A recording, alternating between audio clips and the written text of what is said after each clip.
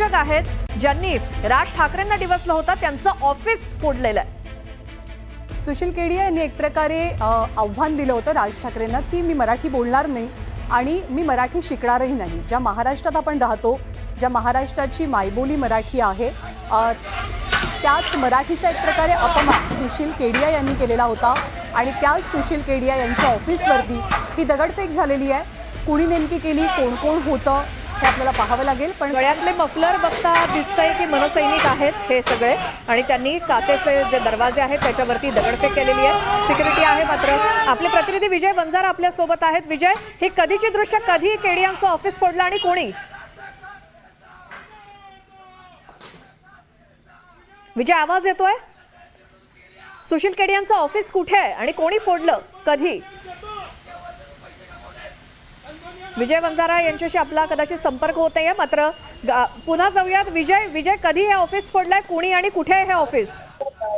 नक्की आपण जर पाहिलं तर सुशील केडियाने केलेल्या पोस्टमध्ये राज ठाकरे मराठी भाषेचा आग्रह टीका करणारे आले असून आपण मराठी शिकणार नाही अशी भूमिका सुशील केडिया यांनी जाहीर केलेला आहे। राज ठाकरे यांची नोंद घ्या की मी मुंबईत गेल्या 30 वर्षापासून राहतोय, पण मला मराठी व्यवस्थित येत नाही।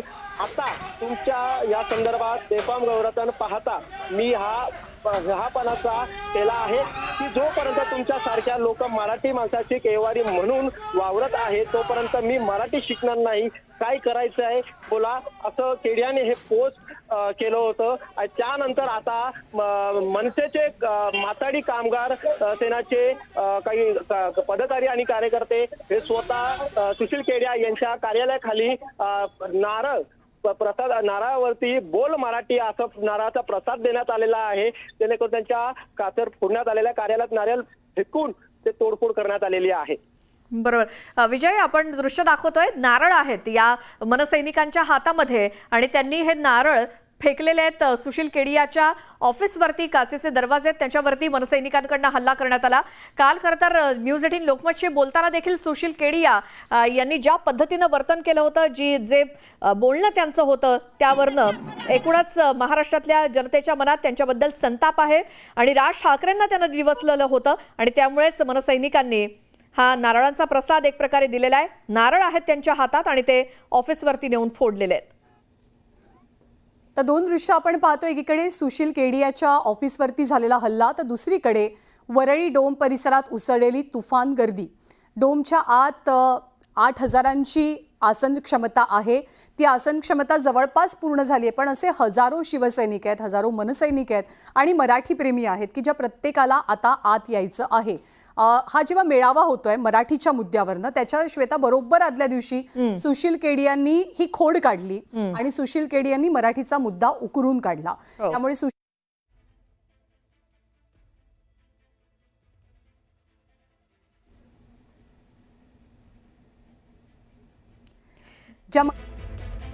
केला त्यापैकी एकाची प्रतिक्रिया आपण ऐकत होतो, आवाज पोहोचत नाहीये, मात्र त्यांनी काय नेमका त्यांचा उद्देश आणि कशामुळे हा हल्ला केला। अर्थातच सुशील केडिया यांनी राज ठाकरेंबद्दल केलेली विधानं बघूयात ते काय म्हणतायत। काही तांत्रिक अडचणींमुळे आपल्याला तो आवाज ऐकू येत नाहीये, पण दोन दृश्य, एकीकडे आक्रमक झालेले मनसेचे कार्यकर्ते तर दुसरीकडे शिवसेना, मनसे, मराठी प्रेमी यांची उसळलेली प्रचंड मोठी गर्दी। खरं तर सकाळी 8:30-9 वाजल्यापासून, कार्यक्रम 11चा आहे, पण 8:30-9 वाजल्यापासूनच हे सभागृह भरण्यास सुरुवात झालेली होती। मोठ्या संख्येनं शिवसैनिक आहेत, महिला ब्रिगेड आहे, प्रत्येकाला ठाकरेंना प्रत्यक्ष एकत्र पाहायचं आहे, प्रत्यक्ष अनुभवायचं आहे, बोलताना ऐकायचं आहे। आता उत्सुकता आहे ती म्हणजे दोन्ही ठाकरे त्यांच्या घरातनं केव्हा निघतात, कारण असंही बोललं गेलं की उद्धव ठाकरे आणि राज ठाकरे एकत्रित बाळासाहेब ठाकरेंच्या स्मृतीस्थळाचं दर्शन सुद्धा घेतील।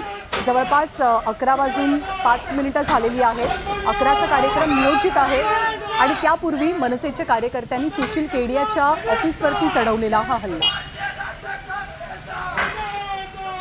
दोन्ही पक्ष, शिवसेना असो किंवा मनसे असो, दोन्ही पक्षांची स्थापना ही मराठीच्या मुद्द्यावरनं झाली, त्यामुळे दोन्ही पक्षांचा मूळ गाभा हा मराठीच राहिलेला आहे। पण कालांतरानं दोन्ही पक्षांनी एक आपण ज्याला म्हणू की लवचिकता दाखवली आपापल्या भूमिकांमध्ये। जेव्हा आदित्य ठाकरे वरळीतनं लढण्यासाठी उभे राहिले तेव्हा अर्थातच मराठी वगळता अन्य भाषांचाही स्वीकार शिवसेनेनं केल्याचं चित्र पाहायला मिळालं. तर दुसरीकडे राज ठाकरे हे काहीसे हिंदुत्वाच्या बाजूनं बऱ्यापैकी झुकलेले होते. परप्रांतीयांबद्दलचं त्यांचं धोरण, त्यांचा राग हा सर्वांनाच ठाऊक आहे, पण मध्यंतरीच्या काळात तीही भूमिका मवाळ झालेली पाहायला मिळालेली होती. आणि आता पुन्हा एकदा मराठीच्या आपल्या मूळ मुद्द्यावरती दोन्ही ठाकरे एकवटल्याचं चित्र हे राज्याला पाहायला मिळत आहे. बिलकुल. आणि याच सुशील केडियांशी पुन्हा एकदा आम्ही संपर्क साधण्याचा प्रयत्न केला, मात्र त्यांनी बोलण्यास नकार दिलेला आहे. सुशील केडिया आता घाबरलेला दिसतोय, कारण आता मनसेनं त्यांच्या ऑफिसवरती केलेला हा हल्ला, आधी खरं तर कालच्या दिवसाला आपण बघितलं तर राज ठाकरेंना थेट आव्हान देणं किंवा मराठी संदर्भात उलटसुलट बोलणं हे जे सुरू होतं, त्यानंतर एकंदरीत संपूर्ण महाराष्ट्रामध्ये सुशील केडिया विरोधात जो काही संताप उमटला सोशल मीडियावरनं देखील, त्यावरनं आता सुशील केडिया घाबरलेला दिसतोय. कारण गेली 30 वर्ष जरी महाराष्ट्रामध्ये राहत असले केडिया, तरी देखील त्यांना मराठीचा तिरस्कार आहे हे काल त्यांच्या बोलण्यातनं दिसलं. आणि म्हणूनच महाराष्ट्रातल्या जनतेचा संताप याच गोष्टीसाठी आहे. जर तुम्ही महाराष्ट्रामध्ये 30-30 वर्ष राहतायत तर मग मराठीचा मानहार राखलाच पाहिजे. आणि म्हणूनच आज मनसैनिकांनी त्यांच्या ऑफिसवरती हे नारळ फेकून हल्ला केला. दुसरी दृश्य आहेत, या महिलांना अति आनंद झालेला आहे. उद्धव ठाकरे आणि राज ठाकरे आज एका कार्यक्रमाच्या निमित्तानं जे काही मराठीच्या मुद्द्यावरती एकत्र येत आहेत आणि ढोल ताशे वाजवत हे मनसैनिक अख्ख्या महाराष्ट्रातनं मुंबईमध्ये येत आहेत. सचिन गोळे मनसैनिक सध्या आपल्या सोबत आहेत. सचिनजी, सुशील केडियाच्या ऑफिसवरती मनसेच्या कार्यकर्त्यांनी हल्ला केल्याचं कळत आहे. हो, मला पण आताच तुमच्या मार्फत मला कळलंय. ते माथाडी कामगार सेनेचे पदाधिकारी आहेत, उपाध्यक्ष आहेत, चिटणीस आहेत. केडिया गेले 2 दिवस सन्माननीय राजसाहेबांना आव्हान देत होता की मी मराठी बोलणार नाही. 35 वर्ष त्याला महाराष्ट्रामध्ये राहून पैसे कमवायचे कळले, पण मराठी भाषा शिकायची कळली नाही. अशा केडियाला कसं करायचं, आता भिडियासारखा पळून गेलाय तो. पुढच्या वेळी आमच्या महाराष्ट्र सैनिकांना परत भेटेल त्यावेळी त्याला सोडणार नाही. त्याने सर्व मराठी माणसांची सन्माननीय राजसाहेबांची माफी मागेल, तेव्हाच आम्ही त्याच्यावर विचार करू काय करायचं. पण त्याला आता सोडणार नाही आम्ही. हा हल्ला तर झालेला आहे, पण यापुढची भूमिका तुमची काय असेल? कारण एक प्रकारे मराठीचा अपमान, अवमान हा सुशील केडियानं नक्कीच केलेला आहे. मराठीचा अपमान महाराष्ट्रामध्ये कुठलाही मराठी माणूस सहन करणार नाही आणि महाराष्ट्र सैनिक तर नाहीच नाही. कारण का आपली अस्मिता, आपली संस्कृती आपण जपायला पाहिजे. मी ज्या महाराष्ट्र सैनिकांनी आणि माझ्या माथाडी कामगार सेनेतील पदाधिकाऱ्यांनी हे कार्यालय तोडलंय, त्यांचा सर्वांचा मला अभिमान आहे आणि त्यांना मी अभिनंदन करतो. आभार आपले आपल्या प्रतिक्रियेबद्दल. तर मनसैनिकांच्या कडनं माथाडी कामगार सेनेचे हे सगळे कार्यकर्ते आहेत आणि सुशील केडियाच्या ऑफिसवरती त्यानं नारळानं हल्ला केलाय. कारण काल सुशील अध्यक्ष म्हणून मला त्यांचा गर्व आहे, मला त्यांचा अभिमान आहे. कारण का मराठीवर जर कोण नक लावत असेल तर माझ्या पदाधिकाऱ्यांनी ही रिॲक्शन दिलीच पाहिजे. कारण का आम्हाला महाराष्ट्र सैनिकांना राजसाहेबांनी हेच शिकवलंय की मराठीवरती कोण आला तर त्याला सोडू नका म्हणून. आभार आपले आपल्या प्रतिक्रियेबद्दल. धन्यवाद. कशामुळे तुम्ही एवढा आक्रमक झालेला आहात? 2 दिवसापूर्वी हा केडिया ट्विटरवरती सन्मान्य राजसाहेबांबद्दल आणि मराठी भाषेबद्दल अपशब्द बोलतोय, काहीतरी गोष्टी बोलतोय जेणेकरून मराठी माणूस दुखवतोय आणि सगळे राजकीय पक्ष या गोष्टीवर बोलतायत. म्हणून आम्ही आज आम्ही सगळे अंधेरी बोरवलीतील माथाडी कामगार सेनेचे पदाधिकारी आहोत. आम्ही गुगलवर यायचं ऑफिस शोधलंय, व्हर्च्युअल ऑफिस असलं तरी सुरुवात आम्ही इकडनं केलेली आहे. हा केडिया बडवा लपून बसलेला आहे आणि हा मराठी भाषेबद्दल आणि मराठी माणसाबद्दल जी हीण असेल त्यांनी इकडे येऊन दाखवावी, आम्हाला त्याची ताकद दाखवावी. पोलिसांकडून म्हणणं आहे की केडियाच्या हे कार्यालय नाहीये, तरी तुम्ही व्हर्च्युअल ऑफिस असलं तरी केडियाचं आम्ही इकडे सुरुवात केली आहे. मेन ऑफिस पर्यंत पोहोचायला आम्हाला वेळ लागणार नाही, मराठी माणसाला वेळ लागणार नाही. आम्ही सन्माननीय राजसाहेबांचे महाराष्ट्र सैनिक आहोत, कडवट मराठी आहोत आणि आज इथे पोहोचलो. आज तिथे पण पोहोचू, उद्या त्या केड्यापर्यंत पण पोहोचूया, त्यांनी लक्षात ठेवावं. सन्माननीय राजसाहेबांकडे तो चॅलेंज देत असेल, चॅलेंज पहिला आम्ही घेतलेला आहे, नंतर साहेब आम्ही त्याला भेटू, त्यांनी आमच्याशी सामना करावा. मराठी शिकून घ्यावा. मराठी इतके वर्ष तो पैसे कमवतोय मुंबईमध्ये, महाराष्ट्रामध्ये. तुम्हाला वाटत नाही की तुम्ही काहीतरी कायदेशीर त्यांना उत्तर दिलं पाहिजे होतं? अशा लोकांना कायदेशीर भाषा समजत नाही, म्हणून आम्हाला केसेची पर्वा नाही, सन्माननीय राजसाहेबांनी सांगितलंय. तर ज्या मनसैनिकांनी केडियाच्या ऑफिसवरती हल्ला केला, नारळ फेकले, त्यांची ही तिखट प्रतिक्रिया आपण ऐकली. आता ही दोन दृश्य शिवतीर्थ आणि मातोश्रीवरची सगळ्यांनाच प्रतीक्षा आहे. मातोश्रीवरनं उद्धव ठाकरे कधी निघतायत, त्यांची फॅमिली कधी निघतेय, आणि शिवतीर्थवरनं अमित ठाकरे, मिताली ठाकरे हे ऑलरेडी रवाना झालेले आहेत वरळीसाठी. मात्र आता प्रतीक्षा आहे राज ठाकरे, त्यांच्या पत्नी आणि बाकी त्यांचे कुटुंबीय कधी निघतायत या कार्यक्रमासाठी. महाराष्ट्रातला ठाकरे ब्रँड जर कुठे राहत असेल तर तो अर्थातच मातोश्री आणि शिवतीर्थावरती राहतो. ही ठाकरे प्रेमींची, शिवसैनिकांची, मनसैनिकांची भावना आहे आणि त्याचमुळे आज या दोन्ही ठिकाणांवरती कमालीचं लक्ष आहे. खूप कमी अंतर आहे, पण दोनही बंधूंना हे अंतर कापण्यासाठी जवळपास 18 वर्ष लागली. राज ठाकरेंचं बरंचसं बालपणाचा बराचसा कालावधी हा मातोश्रीवर गेला आहे. कदम मॅन्शनमध्ये श्वेता ही सगळी मंडळी एकत्र राहत होती. मग बाळासाहेब जेव्हा मातोश्रीवरती राहायला गेले तेव्हा अर्थातच राज ठाकरे हे बालमोहनचे विद्यार्थी जरी असले तरी ते मातोश्रीवरती जास्त काळ असायचे, काकांच्या सहवासात असायचे. जे जुने जाणते पत्रकार सांगतात, जुनी जाणती मंडळी सांगतात त्यानुसार राज ठाकरेंचे वडील श्रीकांत ठाकरे यांचे लाडके कोण होते तर ते उद्धव ठाकरे होते. आणि राज ठाकरेंना एक टोपण नाव बाळासाहेबांनी दिलं होतं जे टीनू असं होतं.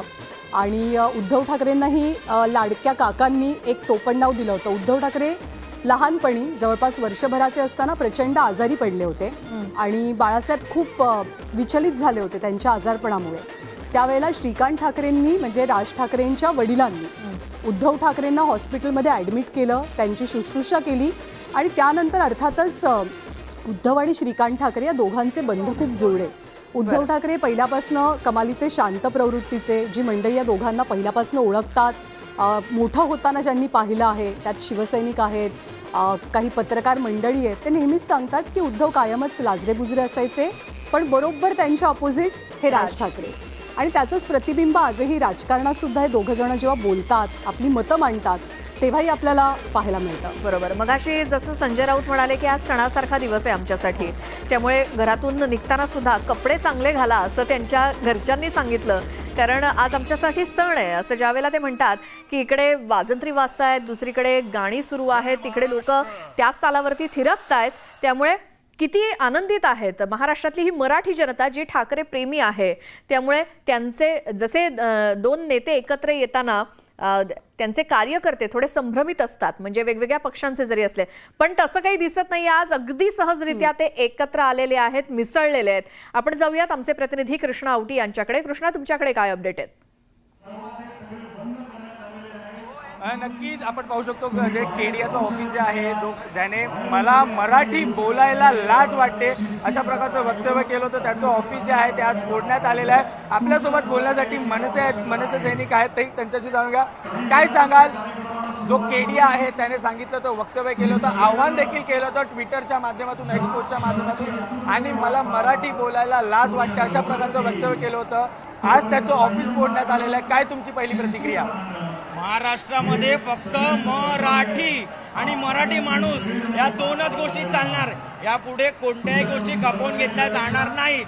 पहिली गोष्ट, तुमच्या माध्यमातून या सर्व इतर भाषिक जे कोण उद्योगपती असतील मोठे मोठे, त्यांना आम्ही एवढं सांगतोय, तुम्हाला जर एवढा मोठेपणा तुमचा आहे, तुमच्या राज्यात जावा, तुमची राज्य मोठी करा. आम्ही तुम्हाला इथे बोलवलं नाहीये,